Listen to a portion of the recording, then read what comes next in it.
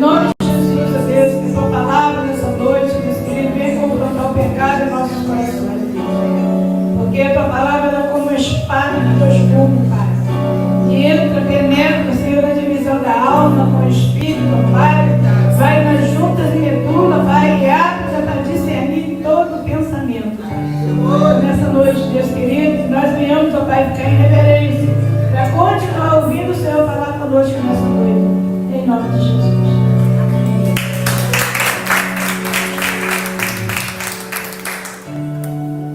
Meus irmãos, com a paz do Senhor. Amém? Pode sentar, gente.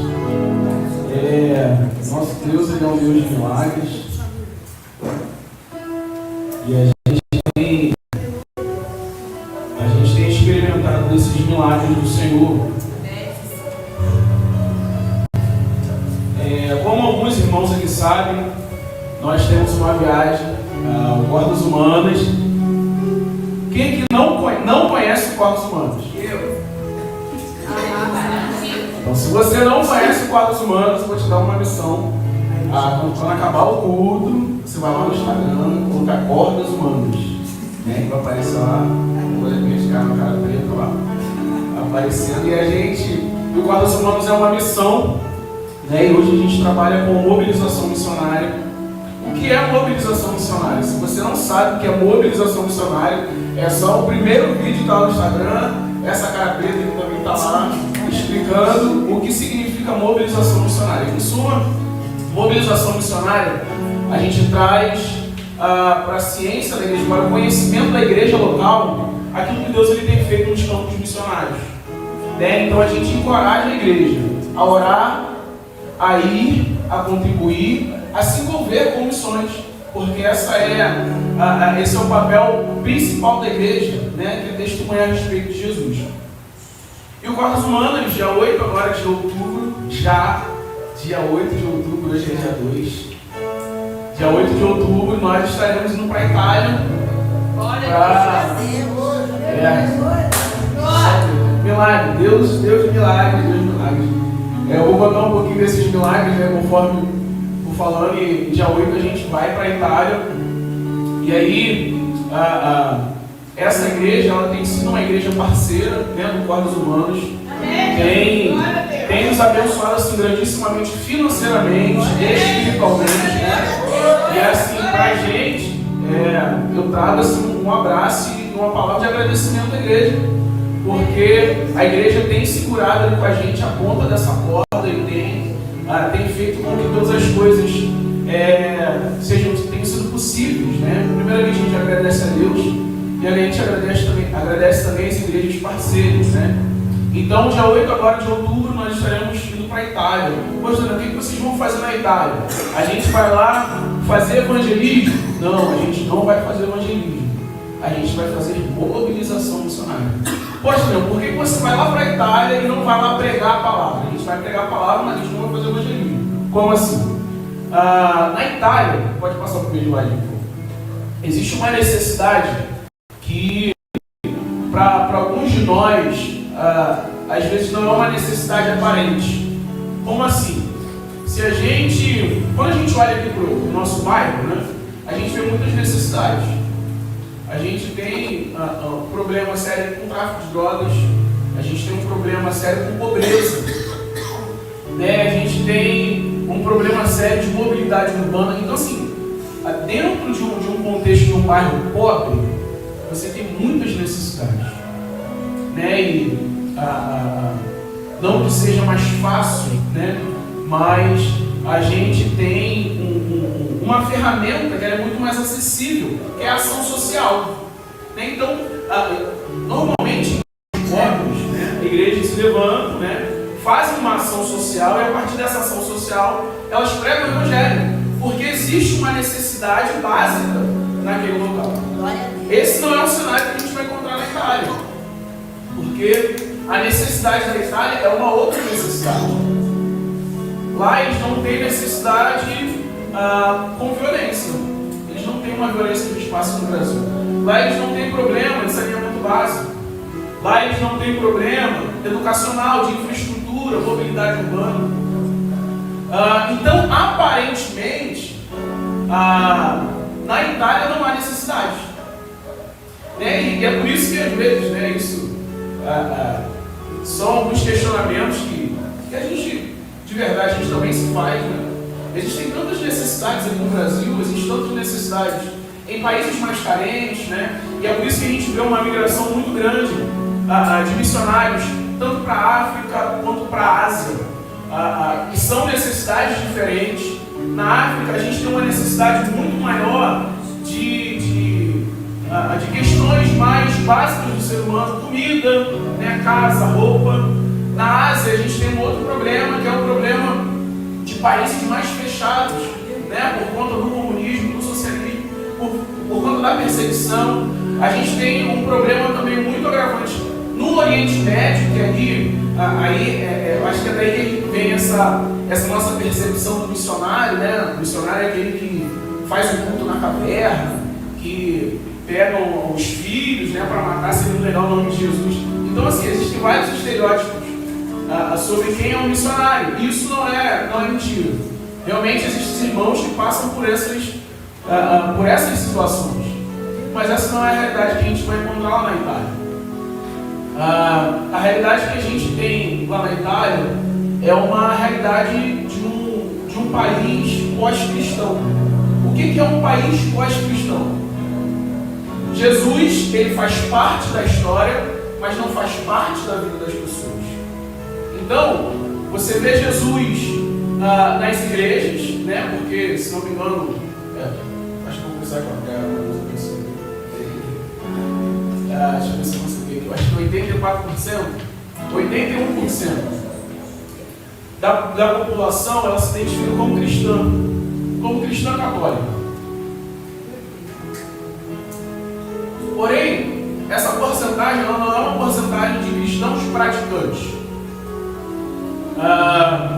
É muito semelhante, né, ao fenômeno católico que a gente encontra aqui no Brasil. Os avós são católicos, né, os pais foram católicos, e às vezes o indivíduo ele não se identifica como um católico praticante. Então, na Itália, o cenário que a gente tem é que somente 1,46% da população se identifica como uma população cristã protestante.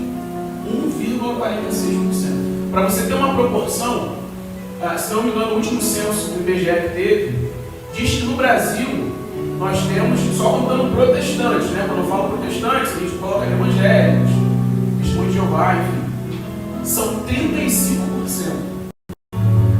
35% da população brasileira se nomeia como cristão protestante, que é o que a gente chama de evangélicos. Lá na Itália, a gente tem um problema que somente 1,46% da população se identifica com a fé evangélica. Então, né, o que vocês vão fazer lá na Itália? E ainda tem um agravante, porque essas pessoas, né, esse é o ponto que eu quero chegar, essas pessoas que se identificam como sendo evangélicas, elas não se identificam como missionários. Então, qual é o grande problema? Eles não têm preocupação em propagar o nome de Jesus. E aí, quando não se há a preocupação de propagar o nome de Jesus, a consequência é que a população diminua. E é exatamente esse fenômeno que a gente vai encontrar na Itália, que é um cristianismo regressivo, né, que a gente pode chamar assim. E aí, contando um pouco da história, como surgiu essa oportunidade da gente ir para a Itália, né? Em 2016 a gente conheceu o Beno, que foi no Logo Jogo. E desde 2016, o Beno ele é de uma cidade chamada Messina, na Sicília.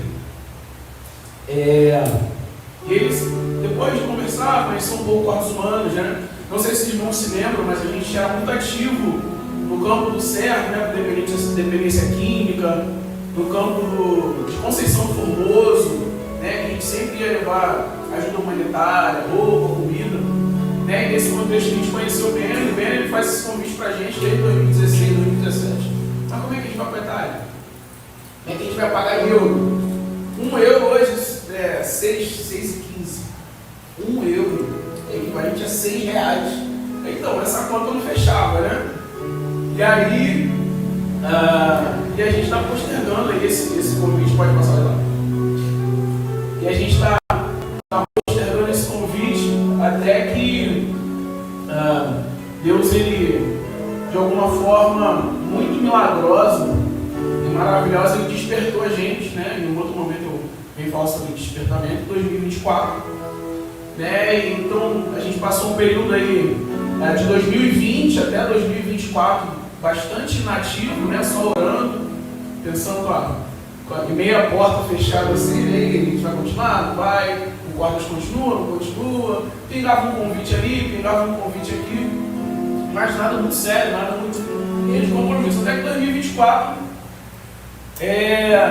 Deus, ele nos convidou para retomar os trabalhos, né? E a gente aceitou esse convite, ele veio novamente, e aí a gente orou e colocou diante de Deus, e Deus, ele começou a confirmar um monte de coisa. Aí a gente começou com o podcast, né? Se você ainda não sabe, mas o Quartos Humanos tem um podcast, é só você ir lá no YouTube e colocar Quartos Humanos, você vai ver lá o nosso canal de podcast. E Deus começou a gerar ali vários movimentos, e a gente conseguiu voltar com a música, e a gente conseguiu voltar com o curso, e a gente, nesse período, a gente se identificou como uma missão, né? E como uma missão que faz mobilização missionária. E aí, Daniel, o que vocês vão fazer lá na Itália? Primeiro, a gente vai visitar igrejas, como eu falei, né? Existe uma necessidade grande na Itália dos cristãos se identificarem como missionários. Existe um problema muito grave, né? Que eu vou falar um pouco mais na frente, quando estiver falando sobre os jovens, né? Que está varrendo a Europa. Não sei se os irmãos sabem, né? Mas o berço do cristianismo, ele começou na Europa. Não sei se você já ouviu falar na Reforma Protestante, que a gente comemora esse mês, no dia 31 de outubro, isso aí, velho. Dia 31 de outubro a gente comemora a Reforma Protestante, e todo esse movimento de rompimento com a Igreja Católica começou na Europa, né? Com Lutero, com Calvino, com Zwinglio. E o que acontece com esse continente cristão que foi o berço de grandes missionários? Porque os missionários foram levantados e começaram a evangelizar o mundo. E esse continente hoje ele vive um período de esfriamento muito grande, né? Então a gente vai visitar as igrejas, a gente vai ter alguns encontros com os jovens, né? A ideia, né? É por isso que eu estou falando sobre essa questão que a Europa, além de ter um problema de precisar ser reevangelizado, esses cristãos que já estão lá são cristãos que têm a fé ou o evangelho muito raso. E é por isso que não tem essa conexão com a missão, sabe? Porque qualquer um de nós, se você perguntar, então o crente tem que evangelizar. Isso é muito patente para a gente, isso é muito básico para o brasileiro. Você pode até não evangelizar. Aí, né, você não, porque eu não sei pregar, eu não sei falar o nome de Jesus, mas você sabe que todo cristão tem que evangelizar. Isso é uma necessidade que existe muito lá na Europa, deles se identificarem como missionários, né? Então a gente vai visitar as igrejas, e a ideia é que nessas igrejas a gente tenha momentos ali de conversa, né? De discipulado, de workshops, de música, né? Workshop é tipo uma apresentação que você dá, a gente vai falar sobre missões, a gente vai falar sobre música, né? E Deus, ele é tão bom, né? E aí entra essa questão do testemunho, como Deus, ele foi preparando todas as coisas. Porque uma coisa é você responder, eu vou, mas como? Como é que vão ser as coisas? E assim, Deus, ele está fazendo coisas assim inacreditáveis. A gente sabe que o nosso Deus é o Deus de milagre, né, gente? Mas a gente ainda fica meio bobo com as coisas que Deus faz, né? E a gente está meio assim, como os que sonham ainda, né? E a gente está assim, entendendo aí o que Deus está fazendo, né? No final eu vou falar sobre o desafio financeiro que a gente.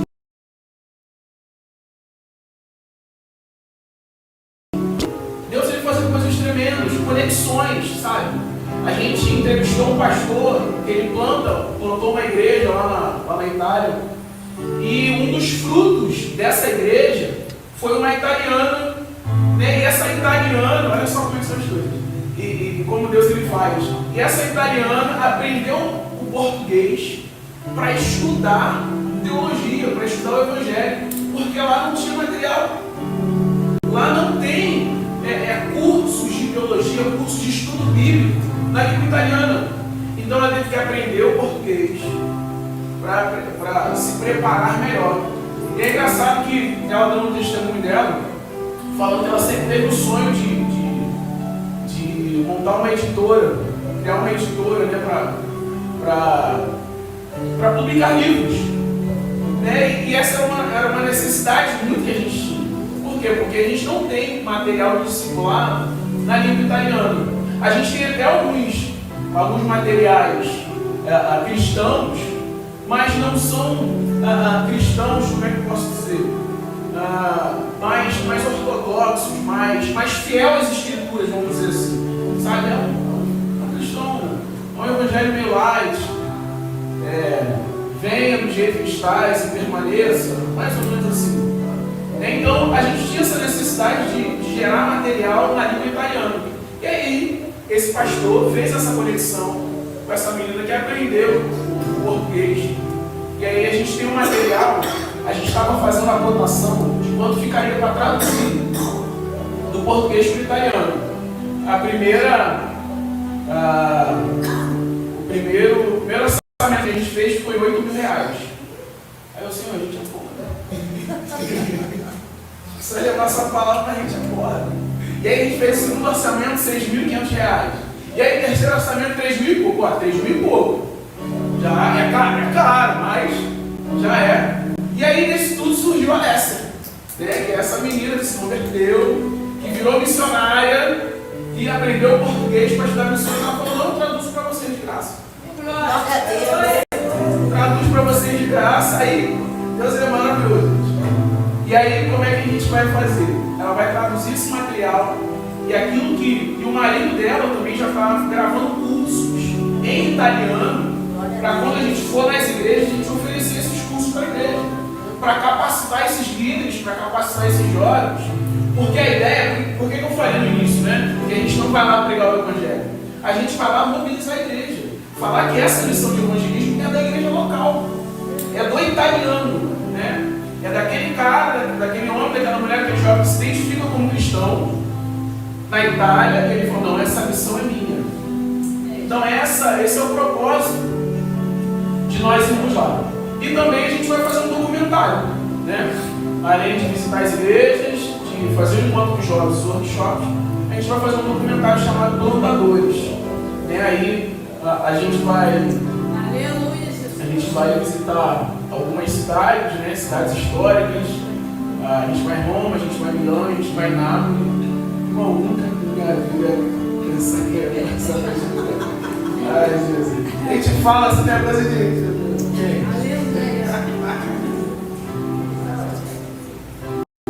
E aí, né, a gente vai visitar essas igrejas e vai entrevistar os pastores, sabe? Como foi a igreja na Itália e tudo mais. E a gente tem esse desafio do nosso trabalho com as igrejas para a gente mobilizar. Pode passar aí.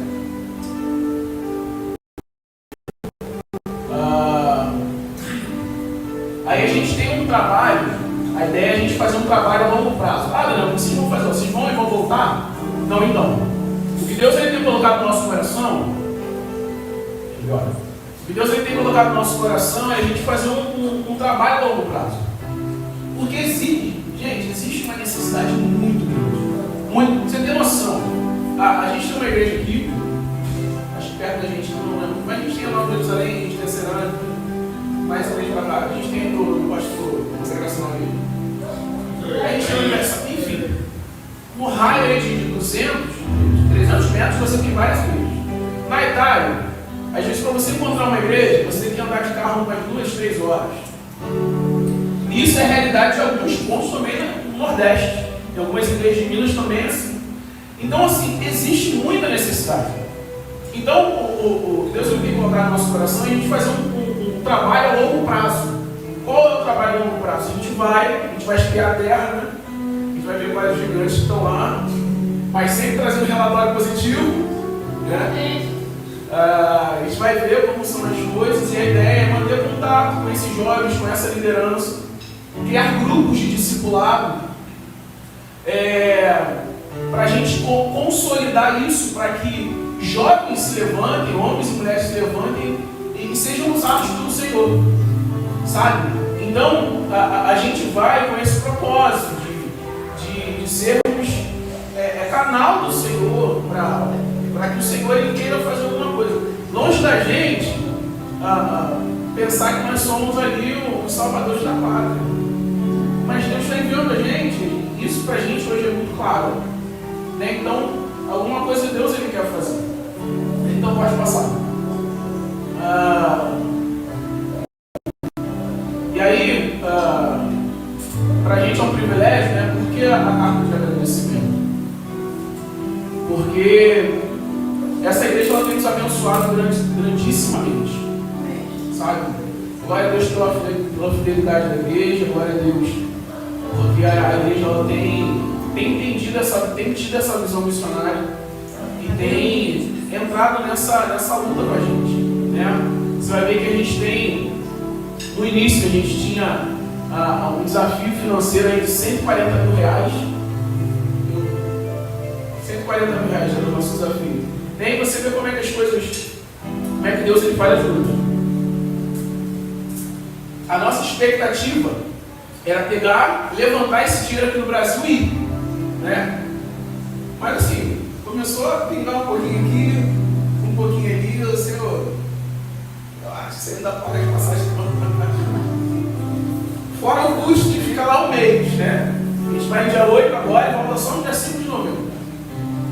E aí, Deus ele foi agindo de uma forma tão tremenda que lá a gente não vai ter custo. Todos os nossos custos vão ser ali supridos pelas igrejas, pelos irmãos. Então assim, praticamente a gente só vai ter o custo das passagens, que já é um visual, diga-se passagem. Mas assim, Deus está provendo.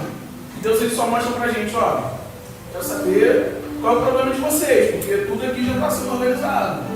Quero saber qual é a desculpa de vocês, porque tudo já está sendo sanado. Então, eu peço, encerrar aí a minha fala, né? Eu peço a oração dos irmãos, porque a gente tem muitos desafios. Só que assim, lógico, né? A gente tem que orar pelas pessoas que vão receber a palavra, pelas igrejas italianas, pelos missionários, pelos contatos, né, que nós vamos fazer, pelas equipes que serão suporte para a gente. Mas eu queria pedir a oração especificamente dos irmãos pela equipe que vai, sabe?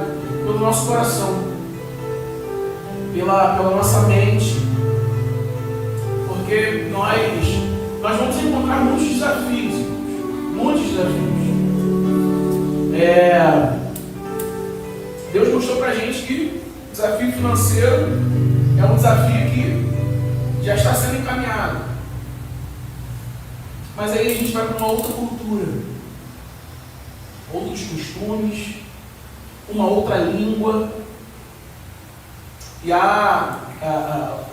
o meu pedido, né, a oração da igreja pela equipe, é para que isso não desanime a gente. Porque só quem está ali com a mão na arada, quando eu falo mão na arada, não estou falando de Itália, não. Estou falando aqui, da igreja local. Estou falando do seu dia a dia, você que é obreiro, você que está empenhado na obra do Senhor. A gente passa por tanta coisa que entristece nosso coração. Tanta, às vezes, barreiras, que assim, faz parte, mas às vezes, sabe, entristece. Porque são coisas que a gente não esperava. Então, meu pedido principal é para que a igreja ela olhe pela equipe que vai. Porque são 30 dias juntos, né? E a gente se gosta, né? Mas até que ponto? Vão ser 30 dias, né? Acordando junto, tomando café junto, dançando junto, pessoas são difíceis. E assim, a nossa oração é que a gente não atrapalhe a missão, sabe? Queria que você orasse pela nossa vida assim, Senhor, abençoa a vida deles e que eles não atrapalhem a missão. Que eles sejam bênção, em vez de ser pedra de tropeço. Porque esse é um dos nossos grandes medos, né? Mas é a gente definir qual é o resultado da coisa. Já fez isso com você? Isso já aconteceu com você? Você vai fazer uma coisa, você espera o resultado, só que aquele resultado não vem e você se frustra. A nossa oração, irmão, é que a gente não se frustre, porque é Deus que dá o resultado. É Deus que dá a resposta. Ah, mas eu acho que poderia ser assim. O que a gente acha não importa. Deus, ele não tem compromisso com aquilo que a gente acha razoável. A obra é dele. Então, que o nosso coração, que a oração que os irmãos estiverem fazendo pelo quarto dos humanos, seja essa, Senhor, que eles sejam bênção na Itália, guarda o coração dos teus servos, e que eles sejam bênção, que eles sejam usados pelo Senhor, mas também trata no coração deles. Trata no coração deles como servos, trata no coração deles como cristãos, como equipe. Ajuda eles, porque essa tem sido a nossa oração, sabe? Senhor, nos ajuda. Senhor, nos ajuda para que a gente entenda que a obra é do Senhor e não é nossa. Amém? Vamos orar?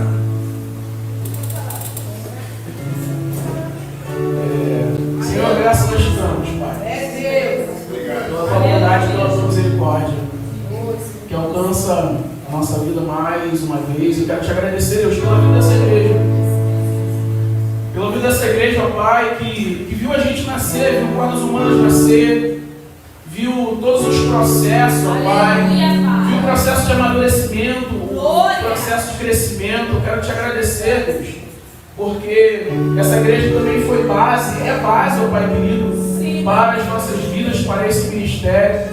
A minha oração, Deus, é que o Senhor possa abençoar cada dia mais e mais essa liderança, ó Pai, os obreiros dessa casa, Deus, que o Senhor possa levantar pessoas nesse tempo que sejam boca do Senhor, para impactar, Pai querido, o nosso bairro, a nossa cidade, em nome de Jesus, Deus, que eles sejam luz para todas as nações e para esse país. Em nome de Jesus, ó Pai, que o Senhor possa suprir as necessidades dos teus servos.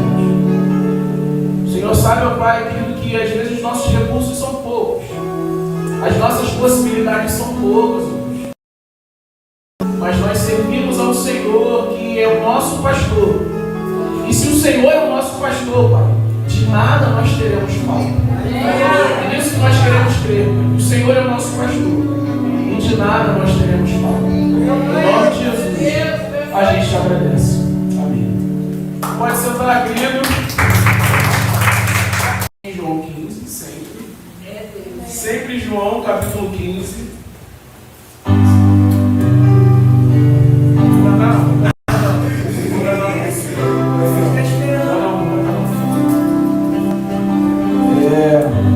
João capítulo 15.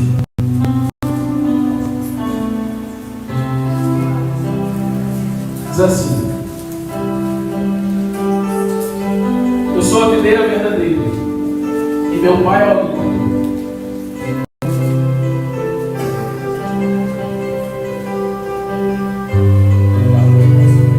João capítulo 15, verso 1, diz assim: eu sou a videira verdadeira, e meu pai é o agricultor.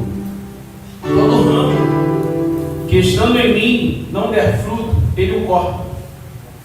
E todo que dá fruto, limpa, para que produza mais fruto ainda.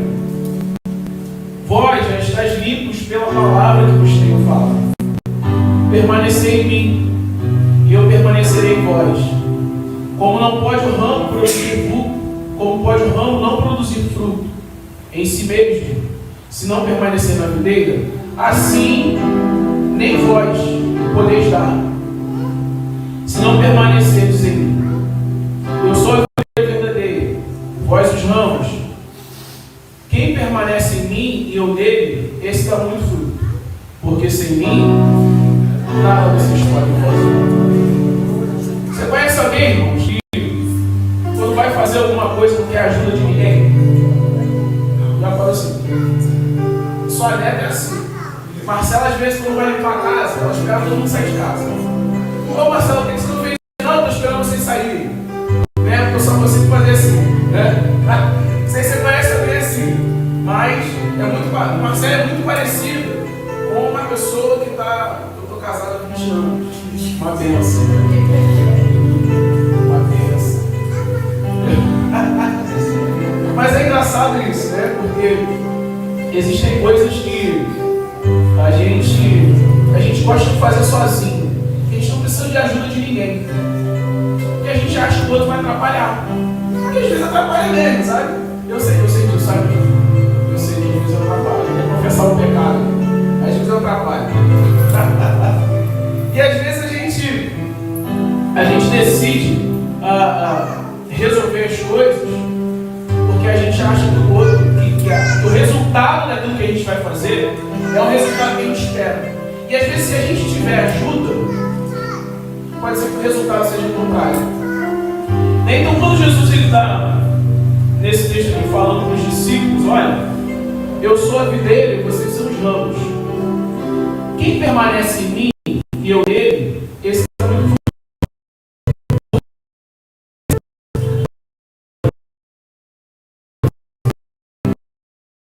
Então, esse texto ele mostra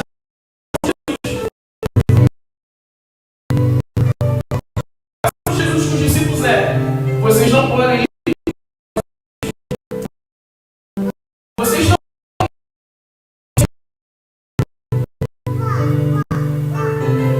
não conseguem fazer. Vocês não estiverem na videira. Tem que pensar nisso, porque a gente consegue conhecer Jesus. Os discípulos, antes de ir com Jesus, eles viviam a vida deles. Pedro tocava a vida dele. Mateus tocava a vida dele como cobrador de impostos. E eles viviam e viviam. E é interessante a gente pensar sobre Jesus, os discípulos, olha, não pode nada. Esse que Jesus está falando, esse resultado que Jesus está falando, não é o resultado que os discípulos esperavam dele. Porque a gente consegue viver a gente consegue viver uma vida longe de Jesus. Você deve conhecer alguém. Jesus vai, quebra a cara e volta e dá murro em ponta de faca. Mas a pessoa ainda sim vive sem Jesus. Então quando Jesus ele fala para os discípulos, olha, sem mim nada vocês podem fazer. Jesus está falando o seguinte, olha, a vida de vocês vai produzir um fruto. A vida que vocês vivem vai gerar um resultado. Só que esse resultado, ele só será possível se vocês estiverem em mim. Porque o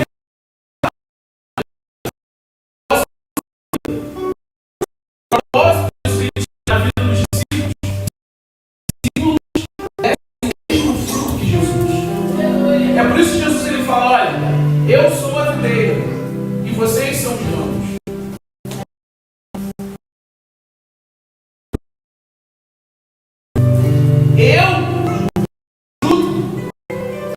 O fruto de vocês tem que ser o mesmo fruto meu. É por isso que Jesus ele fala, olha, se vocês não permanecerem em mim, não vão conseguir dar frutos. De fruto, mas não o mesmo fruto de Jesus. Traz essa realidade. A gente pensa na nossa vida. Às vezes a gente consegue viver sem Jesus. Às vezes a gente consegue dar frutos sem Jesus. Mas esses frutos não são os frutos que dizem quem Jesus é. E aí a gente pensa no nosso dia a dia. E a gente tem aprendido na vida cristã, você não tem assim um caminho diferente. Não existe uma unção especial. Não existe algo tão transcendente que faça com que as coisas aconteçam de forma extraordinária. Mas Jesus ele nos ensina que a vida cristã é uma vida simples. É uma vida de oração. Porque Jesus era uma pessoa que orava. Jesus ele nos ensina que os frutos que revelam quem Jesus era passam pela oração, passam pela comunhão com Deus, passa pela comunhão com os irmãos, passa pelos momentos de renúncia. E aí a gente entende um pouco, porque mesmo tendo aí 35% da população brasileira se autodeclarando cristã, a gente tem tanto problema no nosso país. Irmãos, como é que pode o Rio de Janeiro? Você tropeça pela igreja, mas o Rio de Janeiro é o estado mais violento do Brasil. É o estado onde o tráfico ele é mais acentuado. E aí a gente tem que rever qual é o tipo de fruto que nós temos dado. Se a gente tem a vida que a gente tem vivido, sabe? Se é uma vida de oração, se é uma vida que busque a vontade de Deus, se é uma vida que busque o reino de Deus em primeiro lugar. E a gente sabe disso. E a gente ouve isso desde sempre. Mas a gente não consegue traduzir isso de forma prática na nossa vida. A gente ainda pensa nas nossas necessidades. A gente ainda busca Deus para conseguir pagar os nossos boletos. A gente ainda busca Deus para que alguma porta se abra. A gente ainda busca Deus para que Deus nos dê alguma coisa. E isso tudo que são coisas legítimas. O próprio Jesus nos disse, pedi e dá-se-vos. Mas essa não é a prioridade do reino de Deus. Porque todo mundo busca isso. Se você chegar para alguém do seu trabalho, na sua escola, e aí? Como é que eu posso resolver seu problema? Me dá dinheiro.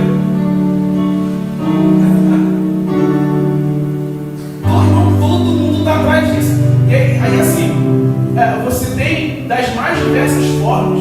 Tem gente que agora joga no Tigrinho, e tem a Bet, e tem os influenciadores, e você começa a gravar. As pessoas buscam sempre isso. E foi o que Jesus disse: olha, todo mundo busca isso, mas vocês são diferentes. No meio de vocês não vai ser assim.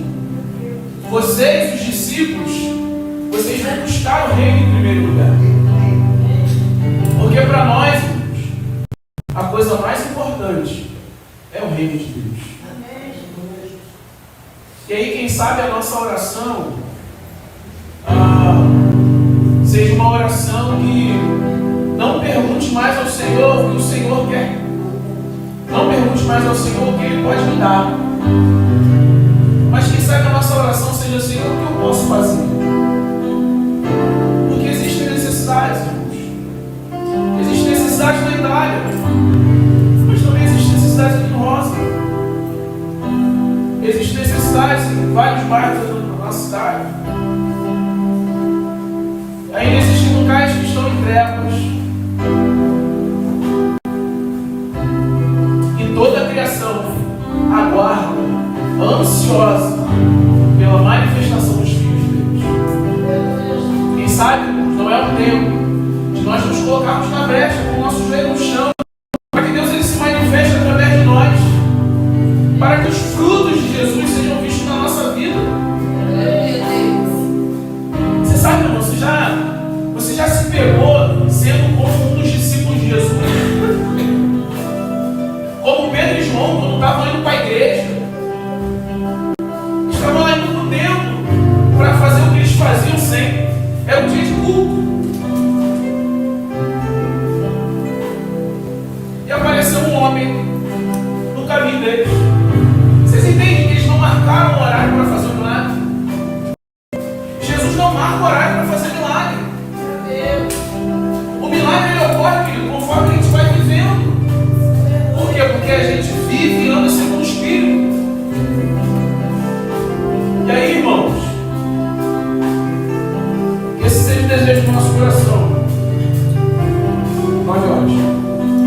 convidar para lugar de pé.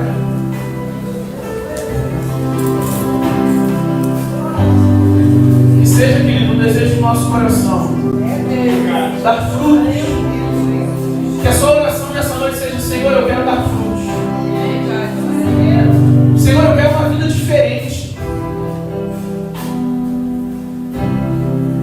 Eu quero ser usado para ser luz nesse tempo,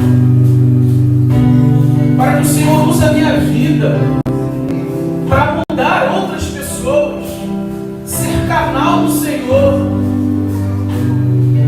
Ai, irmãos, Deus ainda faz milagres. Deus ainda muda o coração do pecador. Deus ainda resgata pessoas de uma vida miserável, uma vida na lixeira, e chama ele para sentar entre os príncipes. Deus ainda faz. Mas há um clamor: quem há de ir por nós? A quem enviarei? Você pode fazer como Isaías: o meu lado é impuro, eu sou pecador, eu sei, mas eu quero responder esse chamado nessa noite. Eis-me aqui, Senhor, eis-me aqui para ir no teu nome. Eis-me aqui para falar da tua palavra. Eis-me aqui, Senhor, para mudar a vida de pessoas. Eis-me aqui, Senhor. Que esse seja o desejo do nosso coração nessa noite. Diga: eis-me aqui. Que esse seja o desejo do seu coração. Que os seus frutos sejam os frutos semelhantes a Jesus. Deus nos abençoe.